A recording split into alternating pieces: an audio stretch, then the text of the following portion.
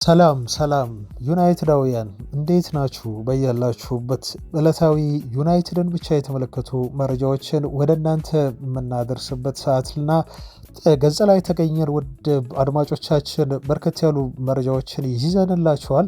አሁን የብሔራዊ ቡድን ጨዋታዎች የሚደረጉበት ነው። ዲያጎ ዳሎ ዴንማርክና ፖርቹጋል ከሚያደርጉት ጨዋታ በፊት አንድ አዝናኝ የሆነ አስተያየቱን ሰጥቷል። ከሆይላንድ ጋር በተያያዘ ተጫዋቹ የዴንማርክ ብሔራዊ ቡድንን ወክሎ ሁለቱ ተጫዋቾች በተቃራኒ ቡድን እንደሚገናኙ ከብሩኖ ፈርናንዴዝ ጋር እንዲሁም ከዶርጉ ጋር ሆነው ይጠበቃል። ነገ ምሽት የሚደረግ የኔሽንስ ሊግ ጨዋታ ነው። ሄቨን የዩናይትድ ደጋፊዎችን አመስግኖ በጣም በፍጥነት እመለሳለሁ አታስቡ ሲል አስተያየቱን ሰጥቷል። ሆይላንድ ማህበራዊ ገጽ አልመለከትም ሲል ተጫዋቹ አስተያየቱን የሰጠበትም ሌላው ጉዳይ ነው የምንመለከተው። ሪዮ ፈርዲናንድ በበኩሉ ሮይኪን ምላሱ መርዛማ ነው ሲል የሚያስታውሰውን አንድ ታሪክ ተናግሯል። የተናገረው ታሪክ መስማት ያለባችሁ ነው፣ እናደርሳችኋለን አድማጮች። ከዛ ውጪ ስለ ቶቢ ኮልየርም የተወሰነ መረጃ አደርሳቸዋለሁ። በነገራችሁ ላይ ስለዚህ ልጅ ስለ ሄቨን ለምሳሌ አውርተናል፣ ስለ ዶርጎ አውርተናል። ዛሬ እዚህ ልጅ ተራ ይሆንና አንዳንድ መረጃዎችን ስለዚህ ልጅ እነግራችኋለሁ። በቅድመ ዝውውር መረጃዎች ደግሞ ራፊናን ለማስፈረም ዩናይትዶች 70 ሚሊዮን ዩሮ አቀረቡ ተብሏል። ይሄ ምን ያህል እውነታ ባለው ለሚለው ምላሽ በሰጣችኋለሁ አድማጮች። በአጥቂ መስመር ላይ ዩናይትዶች የያዟቸው ሁለት አዳዲስ ስሞች አሉ። ማናቸው ትሰማላችሁ። አንቶኔ ለምን በስፔን ተሳካልህ ለሚለው ተጫዋቹ የሰጠው ያልተጠበቀ ምላሽ አለ። ይህን ተጫዋች ለማስፈረም ደግሞ ባየር ሙኒኮች ፉክክሩን ተቀላቀሉ ስለመባሉ ትሰማላችሁ። ለዩናይትድ መልካም ዜና ይመስላል። በርከት ያሉ ትላልቅ ክለቦች አሁን አንቶኔን ለማስፈረም እየተከታተሉት ነው ያለው። ከዛ ውጭ የማርከስ ራሽፎርድን የመሸጫ ዋጋ እንደዚሁ ዩናይትዶች ከፍ አድርገውታል ተብሏል። ለምን ምላሹን ትሰማላችሁ። ብቻ እናንተ አብራችሁን እስከ መጨረሻው ቆዩ አድማጮች። ቪዲዮን ላይክ አድርጉ ሳንላችሁ የምታደርጉ ላይክ አድርጉም ስንላችሁ እንደዚሁ በማድረግ የምታበረታቱን እጅግ ድንቅ የሆናችሁ የቻናላችን ቤተሰቦችን እጅግ ከልብ እናመሰግናለን። አድማጮች የምትሰጡንን አስተያየት በጎ የሆኑ ፖዘቲቭ የሆኑትን በደንብ እናያለን፣ እንመለከታለን። ለሁላችሁም ታላቅ የሆነ ምስጋና አለን። ለማንኛውም ወደ መረጃዎቻችን ብንለፍ መልካም ቆይታ። የኢንተርናሽናል ጨዋታዎች ብሬክ ላይ ነው የምንገኘው አድማጮች። የክለባችን ተጫዋቾች እርስ በርስ የሚገናኙበት ይሆናል። በብሔራዊ ቡድን ጥሪ ቀርቦላቸው ብሔራዊ ቡድናቸውን ለማገልገል ካመሩ የዩናይትድ ሰራዊቶች መካከል የዴንማርክ ብሔራዊ ቡድን ለአራት ተጫዋቾች ነው የዩናይትድ ጥሪ ያቀረበው። ክሪስቲያን ኤሪክሰን፣ ራስመስ ሆይላንድ እና ፓትሪክ ዶርጉ የዴንማርክ ብሔራዊ ቡድንን ጨዋታ ዋናውን ያደርጋሉ። ቺዶ ኦቢ ደግሞ ለአንደር 21 ነው ለዴንማርክ የተጠራው። ብሩኖ ፈርናንዴዝ እና ዲያጎ ዳሎ ለፖርቹጋል ብሔራዊ ቡድን ጥሪ የደረሳቸው ናቸው። አንድሬ ኦናና ለካሜሮን እንደዚሁም ናዝራዊ ለሞሮኮ ብሔራዊ ቡድን ጥሪ ደርሶት ለማገልገል አምርተዋል። ሁለቱ አፍሪካውያን ተጫዋቾች። ማቲያስ ዴሊክት በበኩሉ ከሆላንድ ብሔራዊ ቡድን ጋር ይገኛል። ቪክተር ብሊንደሎፍ ከስዊድን ብሔራዊ ቡድን ጋር እንዲሁም ማኑኤል ኡጋርቴ ከኡራጋይ ብሔራዊ ቡድን ጋር የኢንተርናሽናል ጨዋታዎችን ለማድረግ ከዩናይትድ ዋናው ቡድን ጥሪ ቀርቦላቸው የሄዱ ተጫዋቾች ናቸው። በነገራችሁ ላይ ሩበን አሞሪም በዶሃ ኳታር ይገኛሉ። አሰልጣኙ ለጥቂት ቀናት ያህል እንግዲህ በጣም ስትረስፉል ከሆነው ያለፈው የዩናይትድ ጨዋታዎች ራሳቸውን ከቲሙ ገለል በማድረግ ስልጠናውን ለቀጣዮቹ ለቲሙ ኃላፊዎች የታችኛው ቡድን አሰልጣኞች አንዳንድ ጉዳዮችን ትተው ወደ ዶሃ ኳታር አምርተው አሞሪም ራሳቸውን ዘና እያደረጉ እንደሆነ የተወሰነ የረፍት ጊዜ እያሳለፉ እንደሆነ ነው በዛ በፎቶ የተመለከተው። አድማጮች ከብሔራዊ ቡድን ጨዋታዎች ጋር በተያያዘ በነገራችሁ ላይ ነገ ሐሙስ ዴንማርክ እና ፖርቹጋል ብሔራዊ ቡድን ይገናኛሉ በዩሮፓ ኔሽንስ ሊግ ጨዋታ ላይ እና ዲያጎ ዳሎ በዚህ ጨዋታ ዙሪያ በቀልድ መልክ አስተያየቱን ሰጥቷል። ሆይላንድ እንደምታውቁት ከረዥም ጊዜ ኦልሞስት ከ21 የሊግ ጨዋታዎች በኋላ ነው የጎል ጾሙን የፈታው። ሆይላንድ በሌስተር ሲቲው ጨዋታ ጎል ካስቆጠረ በኋላ ታዲያ ዲያጎ ዳሎ ቀልደንበታለን እኔና ብሩኖ ፈርናንዴዝ ሲል አስተያየቱን ሰጥቷል። የነገ ሐሙሱን የዴንማርክና የፖርቹጋል ብሔራዊ ቡድን የኔሽንስ ሊግ ጨዋታን ተከትሎ በቃ ለቀጣዮቹም ሳምንታት በጎል ድርቅ ልትቀጥል ነው መልሰ ስንል እኔና ብሩኖ ፈርናንዴስ ከሆይላንድ ጋር ቀለደን በዚህ መልኩ ተሳስቀናል ሲል አስተያየቱን ሰጥቷል። ዲያጎ ዳሎ በነገራችሁ ላይ ትላንት 26ኛ ዓመቱን አክብሯል። ተጫዋቹ ምናልባት በዩናይትድ ቤት በቀጣዩ ሲዝን ቦታውን ሊፎካከረው የሚችል ሌላ ተጫዋች ይመጣበታል ተብሎ ይጠበቃል። የቀኙ ክንፍ ተመላላሽ ቦታ በዩናይትድ ቤት እንዲጠናከር በክለቡ የታቀደበት ቦታ እንደሆነ ይታወቃል። አድማጮች ጋዜጣ የተባለው የጣሊያን የስፖርት ጋዜጣ ናፖሊዎች ከዩናይትድ ጋር ራስመስ ሆይለንድን ስለሚያስፈርሙበት ሁኔታ ቅድመ ንግግሮችን አድርገዋል የሚል ዜና ይዞ ወጥቷል። ዩናይትዶች ቀጣይ ክረምት ላይ ለተጫዋቹ ዝውውር 50 ሚሊዮን ፓውንድ ሂሳብ ይጠይቃሉ ተብሏል። ናፖሊ እና ዩናይትድ ቀጣይ ክረምት ብዙ የሚያወሩባቸው ነገር ያለ ይመስላል። በጣም የሚፈላለጉ ክለቦች ነው የሚሆኑት። ተጫዋቾችን ለማስፈረም ፍላጎት ሲያሳዩ ተመልክተናል። እንዲሁም አስፈርመዋል። ከዩናይትድ የአማካይ ስፍራ ተጫዋች የነበረውን ልጅ ማስፈረማቸውን እናውቃለን። ማክቶምናይን ማለት ነው። አድማጮች በጣም ጥሩ ነገር እየሰራ ነው በዛ ከዛ ጋር ናቸውንም አጥብቀው ፈለጉ፣ ግን ዝውውሩ ሳይሳካ ቀረ። አሁንም ክረምት ላይ እንደሚፈልጉት ይታመናል። አሁን ደግሞ ሆይላንድን ፈልገዋል። ዩናይትዶች በበኩላቸው እነሱ የሚፈልጉት ቪክተር ኦስሜሄን የተባለ እጅግ ጨራሽ የሆነ ምርጥ አጥቂ ያለ እሱን ለማምጣት ጥረት ያደርጋሉ። በእነኚህ ምክንያቶች ሁለቱ ክለቦች ያላቸው ጥሩ የሆነ ግንኙነት በዝውውር ቀጣይ ክረምትም ላይ ይቀጥላል ተብሎ ይጠበቃል። ሆይላንድን አጥብቀው ፈልገውታል። ራስመስ ሆይላንድ በነገራችሁ ላይ ባለፈው ጎል ካስቆጠረ በኋላ እንዴት ኢንተርናሽናል ብሬኩን እንደሚያሳልፈው ሲናገር ብዙ ጊዜን ሶሻል ሚዲያ ላይ አላሳልፍም ነው የሚለው። በተለይ ቅድም እንዳልኳቸው ዩናይትድ ደጋፊዎች ተጫዋቹ ለረዥም ጊዜ የጎል ድርቅ ከመታው በኋላ ብዙ ትችቶች ሲሰነዘሩበት ቆይተዋል እና ምናልባት ማህበራዊ ድህረ ገጾችን የሚመለከት ከሆነ ለተጫዋቹ አይምሮ ጥሩ አይደለም በሚል እኛ ግምታችንን ስናስቀምጥ ነበር። ሆይላንድ ግን አልመለከትም ብሎ አረጋግጦልናል። ሶሻል ሚዲያ ላይም ነው የሚለው ብዙ ጊዜ አክቹዋሊ ላይም ሳይሆን ብዙ ጊዜ ሶሻል ሚዲያ ላይ አላሳልፍም ሲል ተናግሯል። መፖሰት ካለብኝ ፖስቶችን አንዳንድ ጊዜ በጣም አልፎ አልፎ ፖስታለው። ከዛ ውጭ ከማህበራዊ ድረ ገጾች ራሴን አገላለው ነው አረቃለው ብሏል። ብዙ ጊዜንም ማሳልፈው ከፍቅረኛ እና ከቤተሰቦቼ ጋር በመሆን ነው። አሁን በቅርቡ ደግሞ አንድ ውሻ እገዛለሁ በሚል ብቸኝነቱን የሚያስረሱት ብዙ ነገሮች እንዳሉት በማህበራዊ ሚዲያ ምልከታ ላይ እንደማይጠመድ ተጫዋቹ በዚህ መልኩ አስተያየት ሰጥተዋል ማለት ነው። ይህን ማድረጉ በጣም ጥሩ ነው እንጂ ምናልባት የዩናይትድ ደጋፊዎች ትችት በጋዜጣ ትችት እና ውርጅብኝ ተጫዋቹ እንደዚህ የሚያገግምም አይመስልም ነበረ። ከማህበራዊ ሚዲያ ራሱን ማራቁ የጠቀመው ይመስላል። አሁንም ጥረቱን ልጁ አላቆመም። በጣም እኔ ተስፋ አለው። ልጁ በጣም ነው የሚጥረው። ሜዳ ላይ እንደምትመለከቱት ያቺ የጎሏ ነገር ነው ችግር የፈጠረችበት። አሁን አስቆጥሯል። ከዚህ በኋላ ያስቆጥራል ብለን እንጠብቃለን። ለማንኛውም በሌላ ዜና ደግሞ ሄቨን ጥሩ መልካም የሆነ ዜና አሰምቷል። በሶሻል ሚዲያ ላይ ነው ተጫዋቹ መልካም ዜና አለኝ፣ በጣም ተሽያለሁ፣ ብዙም በጉዳቴ ዙሪያ በደንብ በፍጥነት እያገገምኩ እገኛለሁ፣ ብዙ አትጨነቁ አይነት ምላሽ ነው የሰጠው። እንግዲህ ብዙ የዩናይትድ ደጋፊዎች ከጉዳቱ በኋላ በውስጥ ሜሴጅ ሲያደርጉለት ነበር ለሄቨን።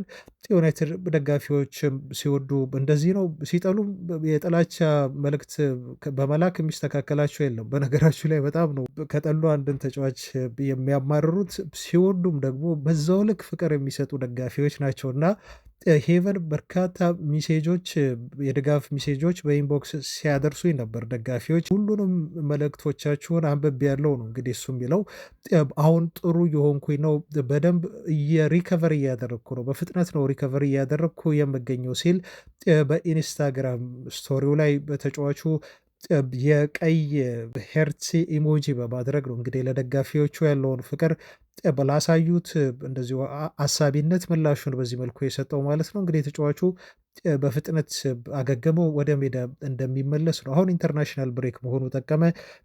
ቀጣዮቹ 2 ሳምንታት ተጫዋቹ በጥሩ ሁኔታ አገግሞ እንዲመለስ ይረዳዋል። የዩናይትድ ጨዋታ ላያመልጠው ይችላል። ግን ኤግዛክትሊ ተጫዋቹ ምን ያህል ጊዜ ከሜዳ ይርቃል የሚለው እስካሁን የታወቀ ነገር ባይኖርም ግን በፍጥነት እያገገምኩኝ ነው ብሏል። እንደታሰበው እንዳልሆነ ጉዳቱ ግን ተነግሯል። አድማጮች ይሄ አስደናቂ ተጫዋች ለዩናይትድ መመለሱ በተከላካይ መስመር በተለይ በጣም ጠቃሚ ይሆናል። ከዚህ ከዩናይትድ የአሁኑ ቡድን ቲሙ የኋላ ደጀን ሆኖ የሚገኘው ማቲያስ ዴሊክት ነው። ከዚህ ተጫዋች ውጭ ደግሞ የዚህ ተጫዋች ከጉዳት መመለስ ለዩናይትድ እጅግ ጠቃሚ ይሆናል። ማቲያስ ዴሊክት ያልተዘመረለት ብዙ ያልተነገረለት ግን የዩናይትድን የኋላ መስመር በደንብ አድርጎ የያዘ ተጫዋች ሆኗል። ከባየር ሙኒክ ሲፈርም ተጫዋቹ በነገራችሁ ላይ ይሄ ኢንጁሪ ፕሮን ነው ተብሎ ብዙዎች የዩናይትድ ዝውውሩን ሲተቹ ነበር። በተደጋጋሚ ጉዳት የሚያጠቃው ተጫዋች መሆኑን ተከትሎ በሙኒክ ቤት እስካሁን ድረስ ግን ለዩናይትድ ከፈረመ በኋላ ተጫዋቹ አንድ ጨዋታ ብቻ ነው በህመም ምክንያት ያመለጠው ማለት ነው። ይሄም ከሜዳ ላይ ጉዳት ውጭ በደረሰበት ህመም ነው እንጂ ሜዳ ላይ በደረሰበት ጉዳት ምክንያት አልነበረም። ይሄ የሚያሳየው እንግዲህ ምን ያህል ተጫዋቹ ከጉዳት ነፃ የሆነ ሲዝን በዩናይትድ ቤት እያሳለፈ እንደሆነና የቡድኑም ያለፉት ጨዋታዎች ላይ ስንመለከተው የቁርጥ ቀን ልጅ እንደሆነ ነው። ማቲያስ ዴሊት የምንረዳው አድማጮች ዩናይትዶች ተጫዋች ከኢንተርናሽናል የኔሽንስ ሊግ ጨዋታዎች ጉዳት ብዬ ጠብቀው ብለው አሰልጣኙም ቢሆን መጸለይ ብቻ ነው። ደጋፊዎችም ቢሆን ያለው አማራጭ ማለት ነው ይሄ ልጅ እንዳይጎዳ በጤንነት እንዲመለስ ለማለት ነው አድማጮች። ከዛ ውጪ ደግሞ ለየት ያለ መረጃ ያየሁት ቲምቶክ ያወጣው ሩበን አሞሪም ተጫዋቹ ከጉዳቱ ሲመለስ አማድ ዲያሎን ማለት ነው በዊንግ ባክ ቦታ ላይ ሊጠቀሙት አስበዋል የሚል መረጃ ነው የተሰማው። ነሰሰርሊ በዚህ ሲዝን ላይሆን ይችላል፣ ግን ለቀጣይ ሲዝን አሁን ኮንዳን አተውታል፣ ወደ ቼልሲ አምርቷል። በነገራችሁ ላይ ኮንዳ በቼልሲ ቤት በስፖርቲንግ ከሚያገኘው ደሞዝ በአራት እጥፍ አሻሽለው ይከፍሉታል ተብሎ ተገልጿል። በአጠቃላይ ተጫዋቹ ለምን ከዩናይትድ ይልቅ ቼልሲን እንደመረጠ ይሄ ይበልጥ የሚያረጋግጥ ነው። አሁን ያሉት የዩኒዮስ አመራሮች ደሞዝ ከፋይ እንዳልሆኑ ይታወቃል። ተጫዋቹ ወደ ቼልሲ ካመራባቸው አንድ ምክንያቶች መካከል የተሰጠው ገንዘብ እንደሆነ በደንብ የሚያመላክቱ ሪፖርቶች እየወጡ ነው። ለማንኛውም ግን ይሄን ልጅ ማጣታቸውን ተከትሎ ዩናይትዶች አማድ ዲያሎን በራይት ዊንግ ቦታ ላይ ተመላላሽ የክንፍ ተጫዋች በማድረግ ሊጠቀሙት ሩበን አሞሪም አስበዋል በሚል ነው መረጃ እየወጣ የሚገኘው። ይሄ የሚሆን ከሆነ ደግሞ በቀጣይ ሲዝን በቀጣይ ክረምት የዝውውር መስኮት ላይ በዛ ቦታ ላይ ምናልባት ተጫዋች ሊያስፈርሙ ይችላሉ። ግን ያው ሊሞክሩት በዛ ቦታ ላይ ይችላሉ ተብሎ ነው የተገለጸው። በኮንትራት ዜና አድማጮች ዩናይትድ እና ኮቢ ማይኖ በአዲሱ ኮንትራት ንግግር ድርድራቸው ላይ መሻሻል እያሳዩ እንደሆነ ተነግሯል። ኮቢ ማይኖ ከፍተኛ የሆነ ደሞዝ ከክለቡ እንዲከፈለው መጠየቁን ተከትሎ የአዲስ ኮንትራት ድርድራቸው መቋረጡ ይታወቃል። አሁን ግን እንደገና ባገግመው ሁለቱ ወገኖች በአዲሱ ኮንትራት ዙሪያ ድርድር ካደረጉ በኋላ ለተጫዋቹ ወደ 130 ሺህ ፓውንድ ሳምንታዊ ደሞዝ ዩናይትዶች አቅርበውለታል ተብሎ ተነግሯል። ክለቡ ምናልባት በአውሮፓ ሻምፒዮንስ ሊግ የሚሳተፍ ከሆነ ደግሞ 20 ሺህ ፓውንድ ጨምረው በሳምንት 150 ሺህ ፓውንድ ሊከፍሉት ፈቃደኛ ሆነዋል የሚሉ ሪፖርቶች ወጥተዋል። ይሄ ግን የተረጋገጠ አይደለም። አድማጮች ሁሉንም ነገር ሲፈርም የምናውቅ ነው የሚሆነው። 90 ሺህ ፓውንድ ነበር በሳምንት ያቀረቡለት ልጁ 200 ሺህ ፓውንድ የሚጠጋ ደሞዝ ነው የጠየቃቸው። ያን ለማድረግ ፈቃደኛ አልሆኑም። ቀጣይ ክረምት ላይ አንዳንድ ሪፖርቶች ዩናይትዶች ልጅ ለገበያ አቅርበው ይሸጡታል። አዲስ ኮንትራት ፈርሞ በክለቡ ያለውን ቀጣይነት የማያረጋግጥ ከሆነ ብለው ዘግበዋል። አንዳንድ ሪፖርቶች ደግሞ ዩናይትዶች ሊሸጡት አይፈልጉም የሚሉ ሪፖርቶች ሊወጡት በዚህ ተጫዋች የዩናይትድ ቆይታ ዙሪያ አብረን ወደፊት የምናየው ይሆናል። የሚጣረሱ መረጃዎች ነው የሚወጡት። በክርስቲያን ኤሪክሰን የዩናይትድ ቆይታ ዙሪያ ግን አሁን የተረጋገጠ መስሏል። ተጫዋቹ እንደ ፋብሪሶ ሮማኖ ገለጻ ከሆነ 100% ዩናይትድን ቢለቃል ሲዝኑ እስኪያበቃ ነው የሚጠብቀው በሚል አረጋግጦልናል።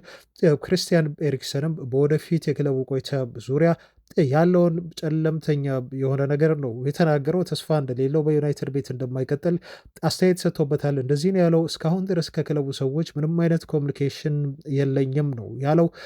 ይሄንን ክለቡ እኔን እስካሁን አለማናገሩን እንደ ምልክት አየዋለሁ። ከዚህ በኋላ ከዩናይትድ ጋር ያለኝ ፓርትነርሺፕ እንዳበቃ ነው የምረዳው ሲል ነው የተናገረው። ሁኔታውን በዚህ መልኩ ነው የተገነዘብኩት። ኮንትራቴ እንደሚያበቃ ኤክስፓየር እንደሚያደርግ አውቃለሁ። ስለዚህ ምንም አይነት ውጤት በቆይታ በክለቡ እንደማይኖረኝ ከዚህ በኋላ እረዳለሁ ሲል ነው። የክርስቲያን ኤሪክሰን እና የዩናይትድ ሁኔታ በዚህ መልኩ ከሲዝኑ መጠናቀቅ በኋላ እንደሚያበቃ ያረጋገጠልን። አድማጮች፣ የፖል ፖግባን ጉዳይ በተመለከተም ፋብሪሶ ሮማኖ ቁርጣችሁን እወቁ ብሏል። ለዩናይትድ ደጋፊዎች ተጫዋቹ ወደ ማንቸስተር ዩናይትድ አይመለስም ሲል ነው ፋብሪሶ ሮማኖ ያረጋገጠልን። የትኛውም ሪፖርት ባለፉት ጥቂት ሳምንታት ወደ ዩናይትድ ሊመጣ የሚችልበት እድል እንዳለ ቢጠቁሙንም ግን ፋብሪሶ ዩናይትዶች አሁን እየሄዱ ያሉት በተለየ አቅጣጫ ነው፣ ፖግባ ወደ ዩናይትድ አይመለስም ሲል ነው ማለት ነው። በፖግባ ዙሪያ ያለውን ጉዳይ ከዚህ በኋላ በዩናይትድ ቤት እንደማይመጣ ተጫዋቹ ያረጋገጠልን።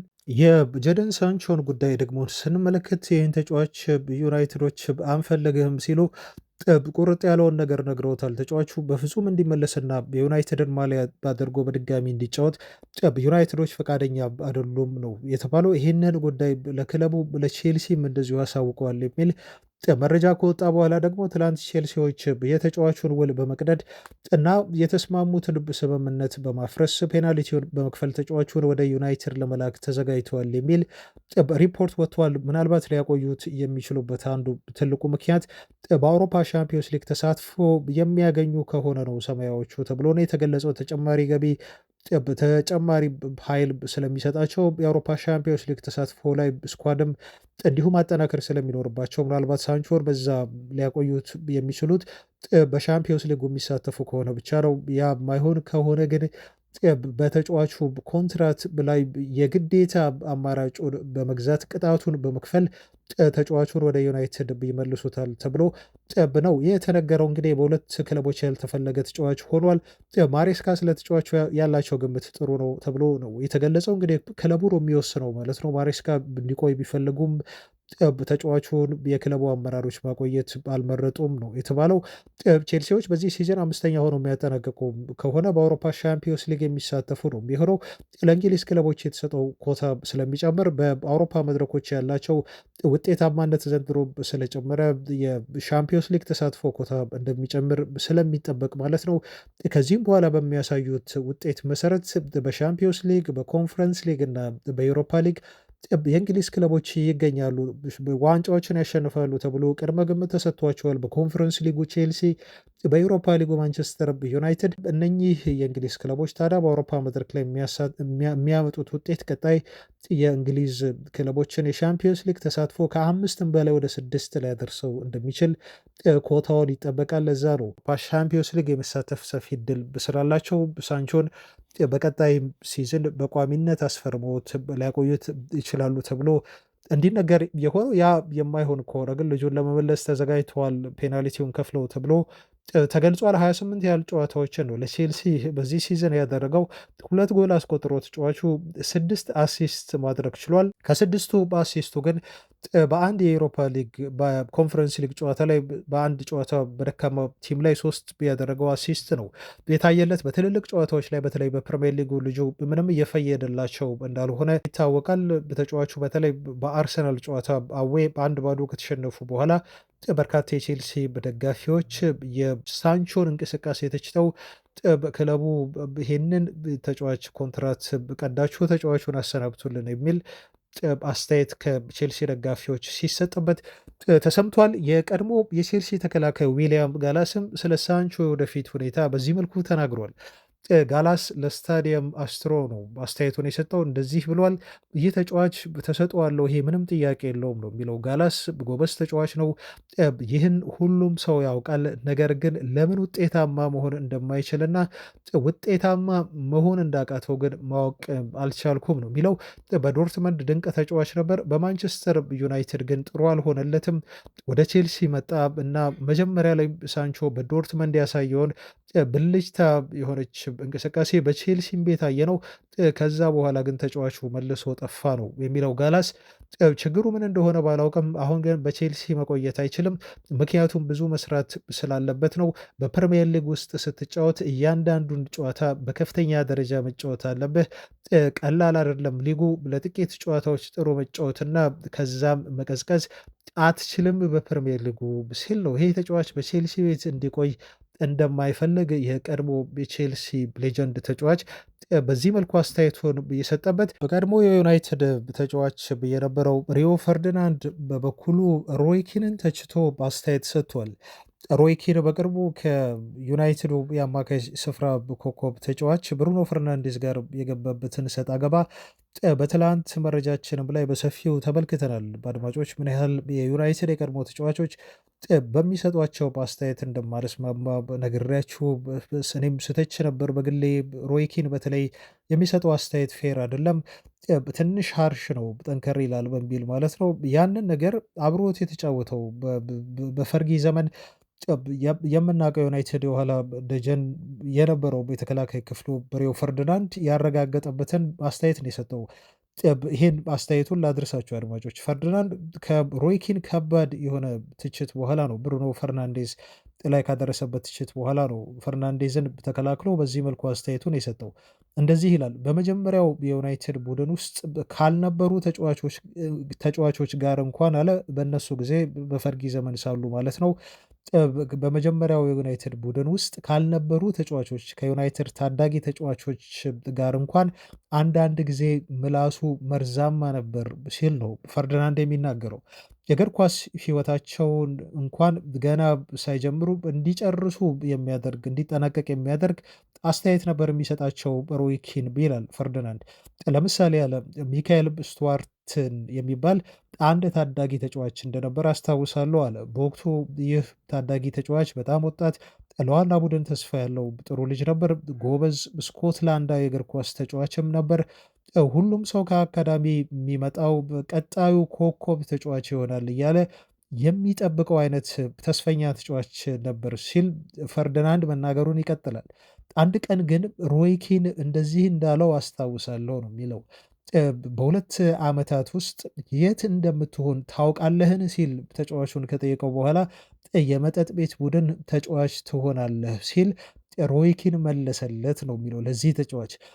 ሮይ ኪን ከዛ በኋላ ልጁን አጠፋው። ከዛ ጊዜ ጀምሮ የእግር ኳስ ሕይወቱ ቁልቁለት ሲሄድም እንደዚሁ አየው በሚል ነው ሪዮ ፈርዲናንድ አስተያየቱን ዘሚረር ለተባለው ጋዜጣ በዚህ መልኩ የሰጠው ማለት ነው። እሱ እንዳለው ከሆነ እንግዲህ ሮይ ኪን ምላስ እውነትም እኛም እንደታዘብነው በጣም ፖይዝነስ ነው፣ መርዛማ ነው።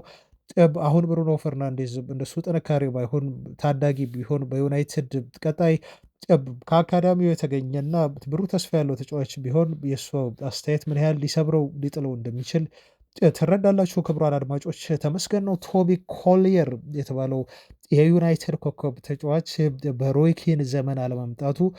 ምክንያቱም ሮይ ኪን ቢሆን ምን ያህል ደቁሶ የዩናይትድ ምርጥ ባለ ተስፈኛ ተጫዋቾችን ከክለቡ የእግር ኳስ ሕይወታቸው በመጥፎ አስተያየቶች በመርዛማ አስተያየቱ ሊጎዳቸው ይችል እንደነበር ትረዳላችሁ። ለምሳሌ ኮይለር ጉዳይ እዛው አያይዤ ልንገራችሁ ብዬ ነው። በጣም አስደናቂ ልጅ ነው። ባለፈው ጨዋታ ላይ ተጫዋቹ ሌስተር ሲቲ ጋር ሲያደርጉ 100% ነው ግራውንድ ዱወል ያሸነፉ አድማጮች 100% ኤሪያል ዱወሎችን ማሸነፍ የቻለ ተጫዋች ነው። ገና 21 ዓመቱ ነው። እንግሊዛዊ የአማካይ ስፍራ ተጫዋች ነው። ስለዚህ ተጫዋች ከዚህ በፊት ብዙ አላወራንም፣ ዛሬ ልመልከተው። አድማጮች ይሄ ተጫዋች የሚጫወትበት ቦታ እንደምታውቁት ዲፌንሲቭ ሚድፊልድ ቦታ ላይ ነው። ይሄ ዋነኛው ቦታ ነው። አስፈላጊ ከሆነ ሲኤምም ሆኖ መጫወት ይችላል። ሴንትራል ሚድፊልድ ይሆናል። ቁመቱ ሜትር ከ80 የሚረዝም ነው። በሁለቱም እግር መጫወት ይችላል፣ በግራም በቀኝም። አልቲሜት ቦል ዊነር የሆነ ትልቁ ኳሊቲ ኳስን የመንጠቅ የማሸነፍ ሚና ተሰጥቶት የሚገባ ነው። በጣም አግሬሲቭ ነው ፊዚካሊ ማለት ነው። ታክል ያደርጋል። የሚሳኩ ታክሎች ነው ብዙ ጊዜ የሚያደርገው። ኳስ በኢንቴንሲቲ ይጫወታል። ፓሲንግ አኪሬሲውም በጣም ጥሩ የሚባል ልጅ ነው። እነኚህ ኳሊቲዎች ያሉት ብዙ ጊዜ አሁን ካሉ ዘመናዊ አማካይ ስፍራ ተጫዋቾች መካከል የኢንዞ ፈርናንዴዝ የቼልሲው አማካይ አይነት ሚና ያለው ተጫዋች ነው ማለት ነው። በባለፉት 175 ደቂቃዎች ጨዋታዎቹ ላይ በፕሪሚየር ሊጉ ካደረጋቸው የሌስተር ሲቲውን ጨዋታ ጨምሮ ማለት ነው 13 ያህል ታክሎችን ወርዶ አንዱን ታክል ብቻ ነው ሚስ ያደረገው። 12ቱ ታክሎቹ የተሳኩ ነበሩ። ኳሱን ያሸነፈበት ነበር ማለት ነው። ለዛ ነው ሩበን አሞሪም ተጫዋቹን እጅግ የሚያደንቁት። በተለይ ከፉልሃሙ ጨዋታ በኋላ በ83ኛው ደቂቃ እጅግ በጣም ወሳኝ የሆነች ታስታውሳላችሁ ሁላችሁም ከመስመር ላይ ካወጣት ኳስ በኋላ አልተገረምኩም ሲሉ አስተያየት የሰጡበት ኮሊየር በተደጋጋሚ ጊዜ እንደዚህ አይነት የማዳን አይነት ስራዎችን ልምምድ ላይ የሚሰራቸው ስለነበሩ ብዙ አልደነቀኝም ሲሉ አስተያየታቸውን የሰጡት ማለት ነው። ይህን ተጫዋች ያደነቀው ሌላኛው የዩናይትዱ ተከላካይ ማርቲኔዝ ነው። እንደዚህ ብሏል። ይሄ ልጅ በጣም አስደናቂ የሆነ ምሳሌ መሆን ይችላል ለወጣት የዩናይትድ ታዳጊ ተጫዋች ጄኔሬሽኖች በሚል አድንቆታል። እጅግ ጠንክሮ የሚሰራ የሚለማመድ፣ በዛ ላይ ደግሞ በጣም ጸባየኛ ልጅ ነው በሚል ነው ጸባዩንም ከእንደገና ጠንክሮ መስራቱን የሚያደነቀው። ይህንን ከሰማ በኋላ ቶቢ ኮሊየር በጣም የማይታመን ነው ብሏል። ከዓለም ዋንጫን አሸናፊ ከሆነ አንድ ተጫዋች እንደ ሊክሳንድሮ ማርቲኔዝ አይነት በዚህ መልኩ አድናቆት ሲሰጠኝ መስማት ትልቅ ነገር ነው። ጠንክሬ መስራቴንም በዚህ መልኩ ቀጥላለሁ ሲል ነበር ተጫዋቹ እዛው ከጎኑ ሆኖ ላደነቀው ማርቲኔዝ በዚህ መልኩ ምላሽ የሰጠው ማለት ነው። ዩናይትዶች ሊመሰገኑ ይገባል። በ2022 ላይ ነበር ተጫዋቹን ከብራይተን ማስፈረም የቻሉት። ከብራይተን ካመጡት በኋላ ልጁ ከጊዜ ወደ ጊዜ እየጎለበተ በሩበን አሞሪም ስር በተደጋጋሚ መጫወት ድል በሂደት እየተሰጠው በደንብ ከቡድኑ ጋር እየተዋሃደ የመጣ ይመስላል። ለቀጣዮቹ ዓመታት የዩናይትድ የአማካይ ክፍልን በብቃት የመምራት ችሎታ እንዳለው ነው የሚታመነው። በፕሪሚየር ሊጉ በነገራችሁ ላይ በዚህ ሲዝን ታዳጊ ተጫዋቾችን በብዛት ደቂቃዎች በማጫወት ዩናይትዶች በቶተንሃም ብቻ ነው የሚበለጡት። ቶተንሃሞች ለታዳጊ ተጫዋቾች ቲኔጀሮች ማለት ነው 2839 ደቂቃዎች የመጫወት እድል ሰጥተዋል። ማንቸስተር ዩናይትዶች ደግሞ 2129 ደቂቃዎች ለታዳጊ ተጫዋቾች ወይም ቲኔጀሮች የመጫወት ደቂቃ በፕሪሚየር ሊጉ በመስጠት አንደኛና ሁለተኛ ሆነው ተቀምጠዋል ለማለት ነው። ዜናዎቻችንም ቀጥለዋል። በአድማጮች ቪዲዮውን ግን ላይክ ማድረጋችሁን አትርሱ። በመሀል ላስታውሳችሁ ውድ አድማጮቻችን ያለን አንድ ጥሩ ክፍያ የእናንተ ፍቅርና የእናንተ ላይክ ማድረግ ነው። ሁልጊዜም እንድታበረታቱን ይሄን ነገር እንዳትረሱ፣ ከጎናችን መሆናችሁን ሁላችሁም እንድታሳውቁን እንደዚሁ ላስታውሳችሁ አድማጮች ቪዲዮውን ላይክ ካላደረጋችሁ ላይክ እንድታደርጉት በዚሁ ልጠቁማችሁን እና ወደ ቀጣይ የቅድመ ዝውውር መረጃ ሳልፍ ትላንት የዩናይትድ ሰዎች ተጫዋች ሊያስፈርሙ ከባርሴሎና በይፋ ጥያቄ አቅርበዋል የሚል ሪፖርት ወጣ። ተመለከትኩ። እሱን መረጃ ላድረሳችሁ። የፈለጉት ተጫዋች አሁን በባርሴሎና ቤት ምናልባት በባርሴሎና ቤትም ብቻ ሳይሆን በመላው አውሮፓ በጣም ምርጥ አቋም ላይ ናቸው ተብለው ከሚወደሱ ተጫዋቾች መካከል አንዱን ነው። ብራዚላዊ ተጫዋች ነው። ራፊና ይባላል። ለዚህ ተጫዋች ዝውውር 70 ሚሊዮን ዩሮ ሂሳብ ዩናይትዶች እንዳቀረቡ ነው ሪፖርቶች የወጡት። አንዳንድ ሪፖርቶች ሊያቀርቡ ኦልሬዲ ተዘጋጅተዋል የሚል አይነት አንድምታ አለው። አንዳንድ ሪፖርቶች ደግሞ ሂሳቡን ራሱ አስቀምጠዋል ወይም አቅርበዋል ለባርሴሎና ብለው ነው በዚህ መልኩ የዘገቡት ማለት ነው። እና ራፊናን ለማስፈረም 70 ሚሊዮን ዩሮ ሂሳብ አቀረቡ ማለት ለባርሴሎና ትልቅ ፈተና ነው የሚሆነው። በጣም ትልቅ ገንዘብ ነው። ልጁ ካለው እድሜና ባርሴሎና ካለበት የገንዘብ ችግር አንጻር ነው እንግዲህ ዩናይትዶች አድቫንቴጅ ወስደው ሊያመጡት ሂሳቡን አቀረቡ የተባለው። ይሄ ትልቅ የሆነ ቴክኒካል አቢሊቲ ያለው ታይፒካል የሆነ ብራዚላዊ ተጫዋች ነው። ከብሩኖ ፈርናንዴዝ ጋር በስፖርቲንግ ሊዝበን አብረው እንደተጫወቱ ይታወቃል። በጣም ቅርርብ ናቸው ከብሩኖ ጋር። በተጫዋቹ ምናልባት በቀጣይ ሲዝን ይሄን ሂሳብ ተቀብለው ዩናይትዶች ፍላጎታቸውን አጠናክረው የሚሄዱ ከሆነ በኦልድ ትራፎርድ ከብሩኖ ጋር መልሶ ሊጫወት የሚችልበት እድል ይኖራል ማለት ነው። ግን ይሄ የሚወሰነው ባርሴሎና አሁን ልጁ ባለው ወቅታዊ አስደናቂ ብቃት ልጁን ለመሸጥ ፈቃደኛ ናቸው ወይ? አንድ ይሄ ነው። ሁለተኛ ዩናይትዶችስ በምን ያህል ቁርጠኝነት ልጁን ለማስፈረም ገፍተው ይሄዳሉ የሚለው አብረን የምናየው ነው የሚሆነው ማለት ነው። ለማንኛውም ራፊናን ስለመፈለጋቸው ግን ከስፔን የወጡ የዜና ምንጮች ይሄን በስፋት አረጋግጧል። በነገራችሁ ላይ 28 ዓመት ሆነው ራፊን አሁን ወደ ባርሴሎና ከማምራቱ በፊት ቼልሲዎች ጨርሰው ነበር ዝውውሩን። ያኔ ሊድስ ነበር የሚጫወተው ካስታወሳችሁ። ሊድስ እያለ ሊድስ እና ቼልሲ ተደራድረው ክለቦቹ በጋራ ከተስማሙና ፋብሪሲዮ ሮማኖ ሄርዊጎ ብሎ ወደ ቼልሲ ሊዛወር እንደሆነ በይፋ ከገለጸ በኋላ ግን ተጫዋቹ አልተስማማም ነበር ከቼልሲ ጋር። በግል ባርሴሎና በመሃል መጣና ተጫዋቹን ቀሙት። ከቼልሲ መዳፍም ልጁ ባርሴሎና ምርጫው ስላደረገ ህልሜ ነው ባርሴሎና መጫወት ብሎ ስላለ የባርሴሎናን ጥያቄ ተቀብሎ ወደ ካምፕኑ ተጫዋቹ አመራ ማለት ነው። እና ያኔ እንኳንም ተጫዋቹን አስፈረም ነው የሚያስብል ብቃት ነው አሁን እያሳየ ያለው በባርሴሎና ቤት። ቼልሲዎች ደግሞ እንዲቆጩበት የሚያደርግ አይነት እንቅስቃሴ ነው ያሳየው። በእርግጥ በሆነ ወቅት አለመግባባቶች ነበሩ። ባርሴሎና ቤት ተጫዋቹ ቀይሮ ሲያስወጡት ሁሉ የተነጫነጨ ከአሰልጣኞች ጋር ሰጣ ገባ ውስጥ ገብቶ የነበረ ልጅ ነው። በተወሰነ መልኩ ከዝውውሩ በኋላ ወዲያው ሊሳካለት አልቻለም። በጊዜ ሂደት ግን አሁን በባርሴሎና ዙሪያ የሚመጡ ታዳጊዎች እንደ ላሚን ያማልን ጨምሮ በጣም አስደናቂ ተጫዋቾች ስለሆኑ በዙሪያው ያሉት ልጁ ኦቨርኦል ባለው የባርሴሎና እንቅስቃሴ ተሻሽሎ የቡድኑ እጅግ ቁልፍ ተጫዋች መሆን ቻለ። ሲጀመር ራፊና ስፒድ እንዳለው እናውቃለን። በፕሪሚየር ሊግ ሄድ በሊድስ አሳይቷል። የድሪብሊንግ አቢሊቲው በጣም ከፍተኛ ነው። እንዲሁም ጎሎችን የማስቆጠር ልዩ ተሰጥኦ እንዳለው የሚታወቅ ልጅ ነው እና በዚህ ሲዝን ብቻ 46 ጎል በማስቆጠር እንዲሁም አሲስት በማድረግ በሁሉም ውድድሮች ለባርሴሎና ተሳትፎ ያደረገ ተጫዋች ነው። 46 ጎልና አሲስት አድማጮች፣ ይሄ የማይታመን ነው። አንድ ቪዲዮ ለቆ ነበር ተጫዋቹ በሆነ ወቅት እና ራፊና ቤቱ ሆኖ ልምምድ ሲሰራ ስፖርት ቀለል ስፖርት ሲሰራ እንደ ፑሻፕ አይነት ቪዲዮ ለቆ ነበር እና ከቪዲዮ ጀርባ ግን አንድ ምስል ይታይ ነበር። ይሄ ምስል በፍሬም የተቀረጸ የተጫዋቹ የማስታወሻ ማሊያዎች የተቀመጡበት ነበር። እነኚህ አራት በፍሬም የተቀመጡ ማሊያዎች ታዲያ የሚከተሉትን ተጫዋቾች የያዙ ናቸው። አንደኛው የኔይማር ነው በፒኤስዤ ማሊያ ከተጫዋቹ ጋር የቀያየረው። ሁለተኛውም እንዲሁ የኔይማር ነው ከብራዚል ብሔራዊ ቡድን ጋር ሆኖ ተጫዋቹ የተጫወጠበት ማሊያ ማለት ነው። በፍሬም አድርጎ የሰቀለው ራፊና ቤት። ሶስተኛው ግን የክርስቲያኖ ሮናልዶ ማሊያ ነው። በዩናይትድ ቤት ተጫዋቹ የተጫወተበትን ማሊያ ነው ራፊና ቤቱ ላይ የሰቀለው።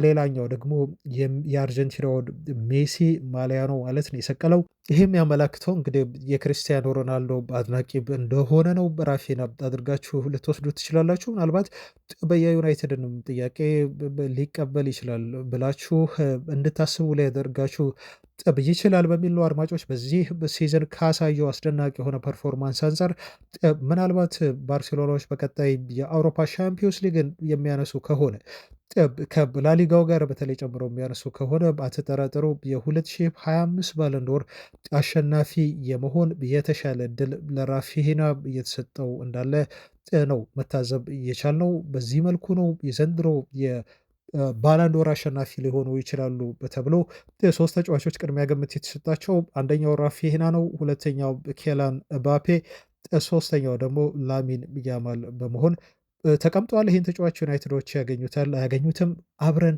የምናይ ይሆናል። አድማጮች ወደፊት ግን ከራፊና ውጭ ደግሞ ሁለት አጥቂዎች አሁን በዩናይትድ አዲስ የግዢ ዝርዝር በራዳር ውስጥ የገቡ ናቸው ተብለው ስማቸው ተጠቅሷል። እነኚህ ሁለት በዩናይትድ የሚፈለጉ የአጥቂ ስፍራ ተጫዋቾች አንደኛው የሌብዚሹ ኮከብ ሴስኮ ነው። ይሄ ተጫዋች በዩናይትድ የአጥቂ መስመር ዝርዝር ውስጥ ከተያዙ አዳዲስ ስሞች መካከል አንዱ እንደሆነ በቅርቡ ተገልጿል። ከሱ ውጭ ደግሞ ኢንትራ ፍራንክፈርት እዛው ጀርመን የሚጫወተው ሁጎ ኢኪቴኬ የተባለው ተጫዋችም በዩናይትድ ቀጣይ ክረምት በዋነኛነት ከያዟቸው አራት የአጥቂ መስመር አማራጮች መካከል ሁለቱ ተጫዋቾች እነኚህ መሆናቸው ተረጋግጧል። በእርግጥ ሴስኮ በሌብዚሽ ቤት እስከ 2029 የሚያቆየውን አዲስ ኮንትራት ፈርሟል። ግን ደግሞ ፈረንጆች ጀንትልሜንስ አግሪመንት እያሉ የሚጠሩት አለ። ይሄ በሁለቱ መካከል የተደረገ የጋራ ስምምነት ማለት ነው። በዚህ የጋራ ስምምነት መሰረት በ2025 ወይ 26 ላይ ትልቅ ቡድን ጥያቄ ካቀረበለት ቲሙ ወይም ሌብዚሽ ልጁን እንደሚሸጠው ማረጋገጫ ሰጥቶታል ተብሏል። በዚህ ጀንትልሜንስ አግሪመንት መሰረት ልጁን ሊሸጡት ይችላሉ ሌipzigዎች ተብሎ ተገልጿል። ከነኚህ ተጫዋቾች ውጪ ያው ዩናይትዶች የያዟቸውን ተጫዋቾች የምታውቋቸው ናቸው። ጊዮኬሬስ በአንደኛው ነው። ስፖርቲንግ ሊዝበኑ የአጥቂ መስመር ተጫዋች ግን ወደ ዩናይትድ ለመምጣት የአውሮፓ ሻምፒዮንስ ሊግ ተሳትፎውን ከዩናይትድ ይፈልጋል ተብሏል። ኦፍኮርስ ዩናይትዶች አሁንም በዩሮፓ ሊጉ ስላሉ እና ዩሮፓ ሊጉን አሸንፈው ወደ አውሮፓ ሻምፒዮንስ ሊግ የመግባት እድል ስላላቸው የጊዮኬሬስም የዩናይትድ ዝውውር ሁኔታ እስካሁን እልባት አላገኝም ወይም ተጫዋቹ አይመጣም ብሎ መደምደም አይቻልም። ዩናይትዶች አውሮፓ ሻምፒዮንስ ሊግ እስከገቡ ድረስ ዝውውሩን ሊያጤንበት ስለሚችል ማለት ነው። ሌላኛው ዋነኛ ኢላማቸው ተብሎ የተያዘው ቪክተር ኦስሜሄን ነው። ከጋላታሳራይ ይህን ተጫዋች ለማምጣት 75 ሚሊዮን ዩሮ የዝውውር ውል ማፍረሻውን ሂሳብ መክፈል ብቻ ነው የሚጠበቅባቸው ዩናይትዶች። ለማንኛውም አራት ዋነኛ የተባሉ ቀዳሚ የአጥቂ መስመር የዩናይትድ ዝውውር ኢላማዎች አሁን የጠቀስኩላችሁ ተጫዋቾች መሆናቸው ነው የተነገረው። በመጨረሻም አድማጮች የሁለት ተጫዋቾችን ዜና ልንገራችሁ። ሁለቱ በውሰት ለሌሎች ክለቦች የተሰጡ ተጫዋቻችን ናቸው። አንደኛው ማርከስ ራሽፎርድ ነው። ማርከስ ራሽፎርድ በአስቶን ቪላ ባሳየው ጥሩ ብቃት አሁን ለብሔራዊ ቡድን ጥሪ ደርሶት ለእንግሊዝ ብሔራዊ ቡድን ከዓመት በኋላ ተመልሶ ሊጫወት ነው። እድሜ ለቶማስ ቱኸል ልጁን መቀየር እንደሚችሉ አምነው በእርግጥ ኦፍ ኮርስ ተቀይሯል። ወደ አስቶን ቪላ ከሄደ በኋላ ዩናይትድ ቤት ያለው ራሽፎርድ አይደለም። የመጫወትም እድል እያገኘ ስለሆነ ጥሩ ፎርም ላይ ነው የሚገኘው እና ለእንግሊዝ ብሔራዊ ቡድን መመረጥ ጥቅሙ ለተጫዋቹ ብቻ አይደለም ብያችኋለሁ፣ ለዩናይትድ ነው ብዬ ትላንት ስነግራችሁ ነበር። ፉትቦል ኢንሳይደር እንዳለው ከሆነ ተጫዋቹ ለእንግሊዝ ብሔራዊ ቡድን መጠራቱን ተከትሎ ዩናይትዶች የተጫዋቹን መሸጫ ዋጋ ከፍ አድርገዋል። በቅርቡ 20 ሚሊዮን ፓውንድ አስቶን ቪላ ከከፈሉ ምናልባት ልጁን ሊሸጡት ይችላሉ ተብሎ ሲነገር ነበር። አሁን ግን ከፍ ያደርጉታል የተጫዋቹን ዋጋ ለብሔራዊ ቡድን መጠራቱን ተከትሎ የሚል መረጃ ፉትቦል ኢንሳይደር ይዞ ወጥቷል። ከዛ ውጭ ሌላኛው በውሰት በቤትስ ቤት እየተጫወተ የሚገኘው አንቶኒ ነው። የዚህም ተጫዋች ፈላጊ ከጊዜ ወደ ጊዜ እየጨመረ መጥቷል። በነገራችሁ ላይ የባየር ሙኒክ ትኩረት አርፎበታል ብሎናል ፊቻጄስ ጋዜጣ። ብዙ ክለቦች ትልልቅ ክለቦች እየተከታተሉት ነው ልጁን። አሁን የባየር ሙኒክ ፍላጎት እዚህ ተጫዋች ላይ ማድረግን ለዩናይትድ መልካም ዜና ሆኗል። በጥሩ ገንዘብ ተጫዋቹን ቀጣይ ክረምት ላይ እንዲሸጡት ሊያደርጋቸው ስለሚችል ማለት ነው። በአሊያንዝ አሬና ብዙ የሚለቁ ተጫዋቾች አሉ ተብሏል። ቀጣይ ክረምት ላይ እንደ ሎሪሳኔን ጨምሮ ከክለቡ የሚለቁ ከሆነ ምናልባት ጥሩ የሆነ ጎል ማግባት እድል መፍጠር የሚችል ተጫዋች ለማስፈረም ወደ ገበያ ይወጣሉ ሙኒኮች። ለዛም ነው አንቶኒን በጣም በቅርበት እየተከታተሉት ያለው ተብሎ ሪፖርቱ በዚህ መልኩ ተገልጿል። አስቡት አንቶኒ ያጫወት ሲስተሙ በነገራችሁ ላይ ከእንግሊዝ ፕሪሚየር ሊግ ይሄ በጣም ፊዚካል ከሆነው አንድ ኳስ ይዘህ እኮ የሆነ ውሳኔ ለመወሰን ኢንፍራክሽን ኦፍ ሰከንድ ውሳኔ ካላሳለፍ ከእግርህ ላይ እንደ አሞራ ነው ኳሱን የሚጨልፉት አይደል? የማሰቢያ ጊዜ እንኳን እንግሊዝ አይሰጡህም። ተጫዋቹ ስፔን ቢሄድ ወይም ደግሞ ጀርመን ቢሄድ አስቡት፣ በጣም የተረጋጋ እግር ኳስ ስለሚጫወቱ ለማሰብ በተለይ ለፈጣሪ ተጫዋቾች አስበው ኳሱን ብል ለማድረግ ለመወሰን እድል የሚሰጣቸው ሊግ ነው። ለዛም ይመስለኛል በስፔን ልጁ በደንብ የተሳካለት። አሁንም ወደ ባየር ሙኒክ ቢሄድ ወደ ጀርመን ቢሄድ በጣም ለዛ ሊግ ታይፒካል የሆነ ተጫዋች ነው ብዬ ነው እኔ በግሌ የማምነው። ለማንኛውም ሙኒኮች ይህን ተጫዋች የሚያስፈርሙት ከሆነ ሃሪኬን በባየር ሙኒክ ይቆያል ማለት ነው። ብዙ ኳሶችን ሊመግበው በፕሪሚየር ሊጉ ሃሪኬን ብዙ ጎል እንዳስቆጠረ አሁንም በሙኒክ እያስቆጠረ እንዳለው ከአንቶኒ ጋር ተግባብተው ጥሩ ኳሶችን አሲስት እያደረገው በዛው የሚቆይበት እድል ኬን ሰፊ ነው ማለት ነው። ወደ ዩናይትድ በላይ መጣ ይችላል። ከአንቶኒ ዝውውር ግን ዩናይትዶች ጥሩ ገንዘብ ሊያገኙ ይችላሉ። ቤቲሶች ተጨማሪ 12 ወራት የተጫዋቹን ኮንትራት ለማደስ ፈቃደኛ ናቸው ተብሏል። ዩናይትዶች ግን ተጨማሪ ጊዜ የሚሰጧቸው አይመስልም። አሁን ባለው ወቅታዊ ሁኔታ ዩናይትዶች ሸጠውት ለሩበን አሞሪም ቀጣይ ክረምት የዝውውር መስኮት ላይ ተጨማሪ ባጀት እንዲያመጣላቸው ነው ከተጫዋቹ የሚፈልጉት ተብሏል። 200,000 ፓውንድ በሳምንት በዩናይትድ ቤት ይከፈለው ነበረ። ይህንን ገንዘብ ግን ከግማሽ በላይ አሁንም እየሸፈኑ ያሉት በዩናይትዶች ናቸው። ከዛ የተረፈውን ነው ቤትሶች አሁን እየሸፈኑ ያሉት። ኢስኮ የሪያል ቤትስ አሁን ከፍተኛው ደሞዝ ተከፋይ ነው። ምናልባት ኢስኮ የሚያገኘው ደሞዝ ከ100,000 ፓውንድ ትንሽ አለፍ ያለ ነው ተብሏል።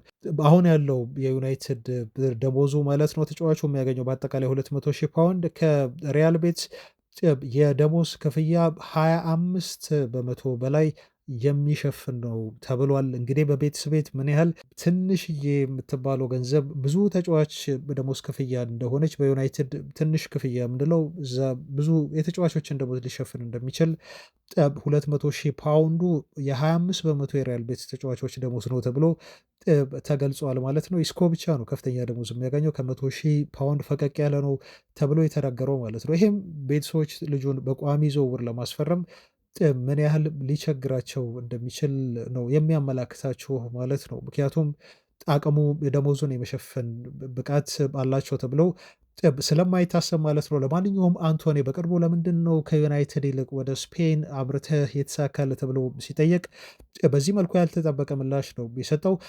እንደማስበው ከተማውም የራሱ የሆነ አስተዋጽኦ አለው ወይም ተጽዕኖ ያሳድራል ነው የሚለው። በማንቸስተር ከመሆን ይልቅ እዚህ ቤት መሆን በጣም የተመቸኝ አንዱ በዛ ምክንያት ነው። በጣም ደስተኛ ነኝ ነው የሚለው። ምክንያቱም ሁል ጊዜም ቢሆን እዚህ ፀሐይ አጠፋም።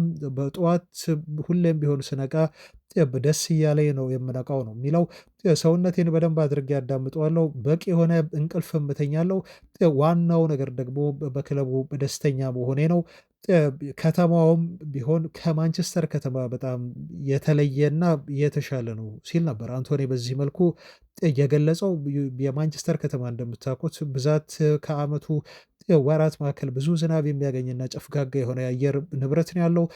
በተቃራኒው ደግሞ አንቶኒ ወደ ስፔን ሲያበራ ፀሐያማ የሆነ የአየር ጸባይ ነው የገጠመኝ። በዛ ምክንያት የማንቸስተር ከተማ ይልቅ በሪያል ቤቲስ ያለው የከተማ ፀሐይ በጣም ሞቃታማ ስለሆነ ለእኔ ተስማሚ ነው፣ ያም ተጽዕኖ ያሳደረብኝ ይመስላል በሚል የሰጠው ለየት ያለ አስተያየት ለማንኛውም መነጋገሪያ ሆኗል። አድማጮች ለዛሬ የነበሩኝ መረጃዎች እነኚህን ይመስሉ ነበር። ክቡራን አድማጮች አብራችሁኝ ስለሆናችሁ ስለተከታተላችሁኝ እጅግ ከልብ ነው የማመሰግናችሁ። ነገ ደግሞ በተለያዩ አዳዲስ መረጃዎች እንዲሁ ካገኘን ሰብሰብ አድርገን ለእናንተ ይመጥናሉ ያልናቸውን ወደ እናንተ እናደርሳለን። እስከዛው ሰላም ሁኑ። ባባይ